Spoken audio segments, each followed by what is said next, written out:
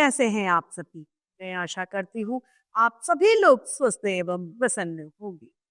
आज हम हमारा पाठ संज्ञा को पढ़ेंगे और समझें। आइए पाठ को प्रारंभ करते हैं। यह है हमारा पाठ 7 संज्ञा। वैसे सामान्यतः कहा जाए तो संज्ञा नाम को कहा जाता है। नाम ही संज्ञा है। और व्याकरण के रूप में कहा जाए तो किसी व्यक्ति, वस्तु, स्थान तथा भाव को प्रकट करने वाले शब्दों को संज्ञा कहा जाता है। ऐसे शब्द जो किसी व्यक्ति, स्थान, वस्तु, विचार या भाव का बोध कराते हैं उन्हें संज्ञा कहते हैं। पहला है मोना पुस्तक पढ़ रही है। आम खट्टा है। बंदर झूल रहा है और कमल गीत गा रहा है। यहाँ पर मोना, बंदर, आम और कमल तीनों ये चारों संज्ञा है क्योंकि ये किसी न किसी के नाम है। संज्ञा के 3 भेद होते हैं। पहला होता है व्यक्तिवाचक, जातिवाचक और भाववाचक। संज्ञा को 3 भागों में विभाजित किया गया है। पहला है हमारा व्यक्तिवाचक संज्ञा, जो नाम किसी वस्तु, व्यक्ति, स्थान, पशु आदि का बोध कराता हो, आदि का निश्चित बोध कराता हो, उसे व्यक्तिवाचक संज्ञा कहते हैं। राम, श्याम, कृष्ण, गंगा, वेद, हिमालय, गीता, सीता इत्यादि। ये संज्ञाएं एक के लिए ही प्रयुक्त होती हैं, इसीलिए ये व्यक्तिवाचक संज्ञा कहलाती है। दूसरा है हमारा जातिवाचक संज्ञा, जो नाम जैसी अनेक वस्तुओं के लिए प्रयुक्त किया जाता है वह जातिवाचक संज्ञा कहलाती है। तो खुद का नाम प्रयुक्त करके संपूर्ण जाति पर प्रभाव डालती है। जैसे कि मानव, तो मानव सभी मानव जाति को। इसी तरीके से पत्ता, सभी तरीके के पत्ते, लकड़ी, बेल, देश, नदी, पुस्तक, विद्यालय आदि जातिवाचक संज्ञा है। तीसरा है भाववाचक संज्ञा, जो किसी गुण, भाव, दोष, आकार आदि को बताते हैं, वे भाववाचक संज्ञाएं कहलाती। भाव स्वतंत्र रूप से नहीं देखे जा सकते, ये या तो व्यक्ति में रहते हैं या जातियों में। अच्छाई, बुराई, मोटापा, बुढ़ापा, कड़वाहट, लंबाई, चौड़ाई सभी भाववाचक संज्ञाएं हैं।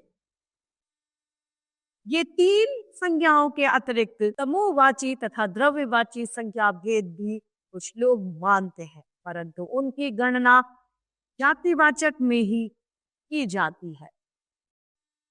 जैसे कि सोना, करना, मंडली, झुंड इत्यादि। सभी प्रकार के दूध, घी, पानी, लोहा, तांबा आदि द्रव्यवाचक संज्ञाएं हैं। इनके भी अनेक भेद होते हैं। जैसे गाय का दूध, बकरी का दूध, इसीलिए इनकी भी गणना जातिवाचक में की जाती है। अब यहाँ पर भाववाचक संज्ञाओं की रचना। जातिवाचक है विद्वान, इसका भाव क्या होगा? विद्वता। जाति है लड़का, भाव क्या होगा? लड़कपन। जातिवाचक संज्ञा है गुरु, गुरुत्व। मनुष्य, मनुष्यता। भाई, भातृत्व। माता, मातृत्व। बच्चा, बचपन। मानव, मानवता। इंसान, इंसानियत तथा विधवा का वैधव्य। अब है सर्वनाम से भाववाचक संज्ञा। और सर्वनाम है निज का निजता, मम का ममत्व, अहं का अहंकार और अपना का अपनत्व। तीसरा है विशेषण से भाववाचक संज्ञा। विशेषण है मधुर, तो मधुरता इसका भाववाचक संज्ञा। सुंदर, सौंदर्य। धीर का धैर्य, लघु का लघुता, चतुर का चतुराई। विशेषण है स्वास्थ्य, भाववाचक है स्वस्थ और भाववाचक है स्वास्थ्य। कुशल है जातिवाचक विशेषण, विशेषण है कुशल और कौशल है भाववाचक। बुरा है विशेषण, बुराई है भाववाचक। अब है क्रिया से भाववाचक। क्रिया है गिरना, भाववाचक है गिरावट। क्रिया है मिलना, भाववाचक मिलाव। क्रिया है पालना, भाववाचक पालन। क्रिया है थकना, भाववाचक थकावट। क्रिया है दौड़ना, भाववाचक है दौड़। क्रिया है भूलना, भाववाचक संज्ञा है भूल। क्रिया है पढ़ना, भाववाचक संज्ञा है पढ़ाई। क्रिया है लिखना, भाववाचक संज्ञा लेखन। जागना, जागरण। हंसना का हंसाई। तरीके से पाठ समाप्त होता है। आइए इस पाठ के अभ्यास कार्य को हम देखते हैं। पहला है सही विकल्प पर सही का चिन्ह लगाएं। जो शब्द किसी व्यक्ति, स्थान, वस्तु, विचार का भाव का बोध कराते हैं उन्हें कहते हैं सर्वनाम। विशेषण, बहुवचन या संज्ञा उन्हें संज्ञा कहते हैं। बुढ़ापा शब्द है व्यक्तिवाचक, जातिवाचक, भाववाचक या पदार्थवाचक, भाववाचक। पशु शब्द कैसी संज्ञा है? व्यक्तिवाचक, जातिवाचक, भाववाचक या पदार्थवाचक? यह एक जातिवाचक। स्वास्थ्य शब्द स्वस्थ विशेषण से बना है। हिमालय व्यक्तिवाचक संज्ञा है।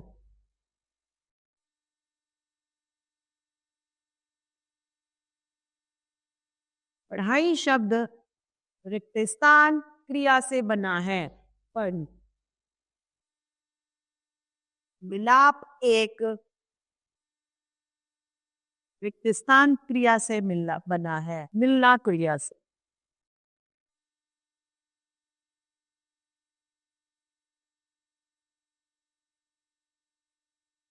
प्रश्न तीसरा, सही कथन पर सही और गलत पर हमें गलत का चिन्ह लगाना है। खटास व्यक्तिवाचक संज्ञा है? नहीं। हाँ, संज्ञा के 6 भेद होते हैं? नहीं।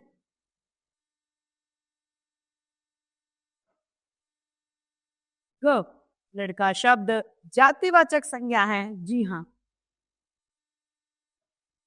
घ लंबाई शब्द जातिवाचक संज्ञा है? नहीं।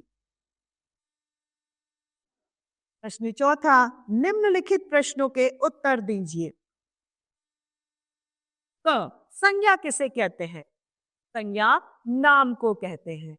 व्याकरण की दृष्टि से किसी व्यक्ति, वस्तु, स्थान, भाव का बोध कराने वाले शब्दों को संज्ञा कहते हैं, जैसे राम, बुढ़ापा, हिमालय इत्यादि। हाँ, व्यक्तिवाचक संज्ञा से क्या अभिप्राय है? व्यक्तिवाचक संज्ञा में किसी स्वयं व्यक्ति या एक व्यक्ति के बारे में हमें निश्चितता का पता चलता है, वह व्यक्तिवाचक संज्ञा कहलाती है। जैसे कि कृष्ण, राम, हिमालय, गंगा, यमुना, वेद इत्यादि इसके उदाहरण है। ग जातिवाचक तथा व्यक्तिवाचक संज्ञा में क्या अंतर है?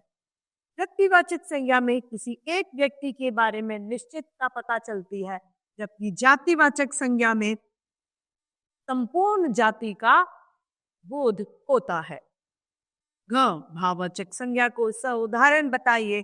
भाववाचक संज्ञा जिनसे किसी तरीके के भाव का पता चलता है वह भाववाचक संज्ञा कहलाती है, जैसे कि बुढ़ापा, हंसना, रोना, सौंदर्य आदि इसके उदाहरण हैं। तो इस तरीके से हमारा यह पाठ संज्ञा समाप्त होता है। मैं आशा करती हूँ आप सभी लोगों को यह पाठ भली भांति रूप से समझ में आया होगा।